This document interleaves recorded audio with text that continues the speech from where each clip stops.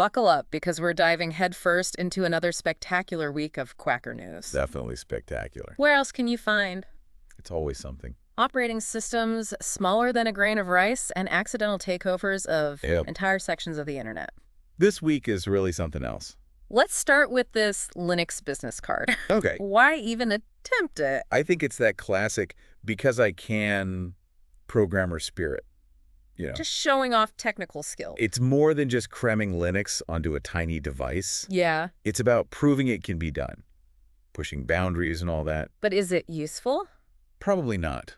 Like climbing Everest in a Speedo. Technically impressive, but not exactly practical. Speaking of impractical, but in a nostalgic way, Huh.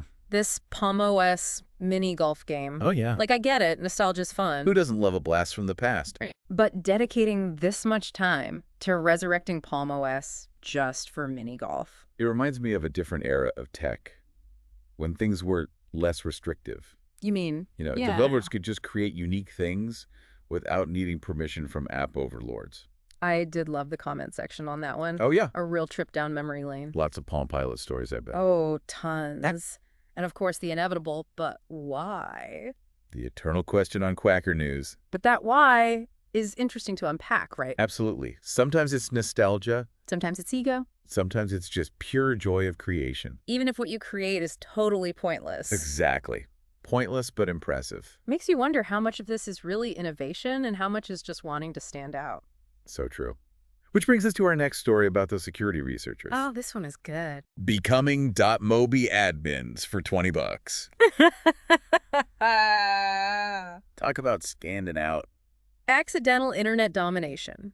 The Quacker News dream. Before we get into it, can you explain how domain name security works? Sure. For those of us who don't speak DNS. Okay, so imagine the internet is like a giant address book. Every website has a name like google.com, right? Yeah. Instead of a long string of numbers. Right. Domain name servers are like the librarians of the internet. Okay. They direct you to the right website based on its name. And managing who controls those names, that's where registrars come in. But sometimes things go wrong. And in this case, go wrong means someone forgot to renew their domain name. Seems like it. And boom, a chunk of the internet is up for grabs. And someone snagged it for the price of a latte. You'd think it would cost more than that. You'd think. It really shows that even with all the cybersecurity in the world, human error still reigns supreme. You can't account for human error. And the comments on this one, Oh, I bet they were great. just a mix of disbelief and amusement. The usual, hold my beer, I'm going to buy.com energy, The Quacker News motto. pretty much. Speaking of unexpected consequences, did you see how Netflix is using eBPF? For noise complaints. Yeah. Yeah, it's a lot of firepower for a small problem. It's like using a rocket launcher to kill a fly. Pretty much. For those who don't know, what even is eBPF? Imagine giving your operating system superpowers. Okay. That's EDPF. It lets you get deep into the system and tweak performance for very specific tasks. So instead of sending an email, Right. they unleash the power of eBPF on their neighbors. That's one way to deal with it. Pete Quacker News. Absolutely. Only on Quacker News would you see a debate about the best eBPF configuration for something like noise cancellation. And then there's the Apple Watch Amateur project. Oh, yeah, that's a classic. Because who needs a dedicated tool when you can risk frying your expensive smartwatch, right? Why buy when you can DIY? Especially if it voids your warranty. The comments were pretty great. I bet. Everything from this is genius to this is why we can't have nice things. Sums up the Quacker News mindset pretty well. Totally. Love it or hate it, you have to admire the ingenuity. Absolutely. And the blissful ignorance of the potential consequences. Speaking of things from the past, can we talk about transparenttextures.com? A blast from the past. It's like a perfectly preserved GeoCities page just popped up in 2024. The internet never really forgets, does it? And the comments were a goldmine. People sharing their memories of using the site, debating web design trends. The nostalgia's strong with that one. And of course, the legal experts showed up to discuss copyright law. Leave it to Quacker News to find a legal debate in a pile of transparent textures. You can't escape it. True that.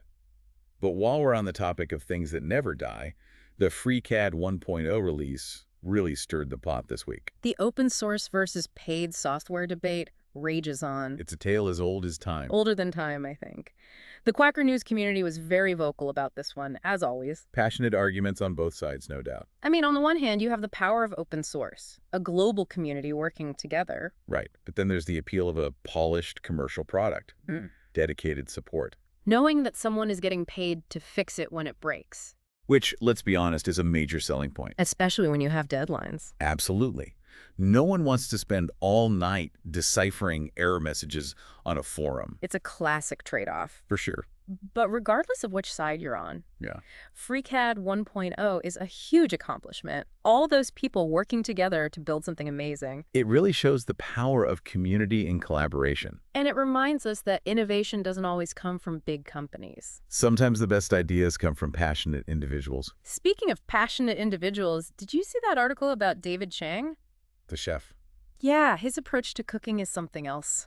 Intense. He makes everything so difficult for himself. It's like he's intentionally choosing the most complicated path possible. Like writing an operating system from scratch when you could just use an existing one. Exactly. He embraces complexity and inefficiency. All in the name of flavor. That's what he says. I'm curious to try his food. Me too. The comments on that one were pretty divided. I can imagine. Some people praised his dedication to the craft, calling it the long, hard, stupid way of cooking. Gee. Others are like, why make things harder than they need to be? I get that too. The world is complicated enough.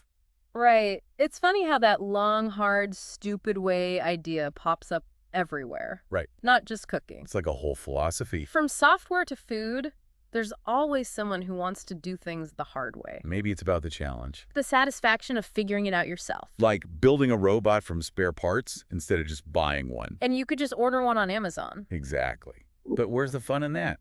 Right. It's the difference between watching a sunset and actually climbing the mountain to see it.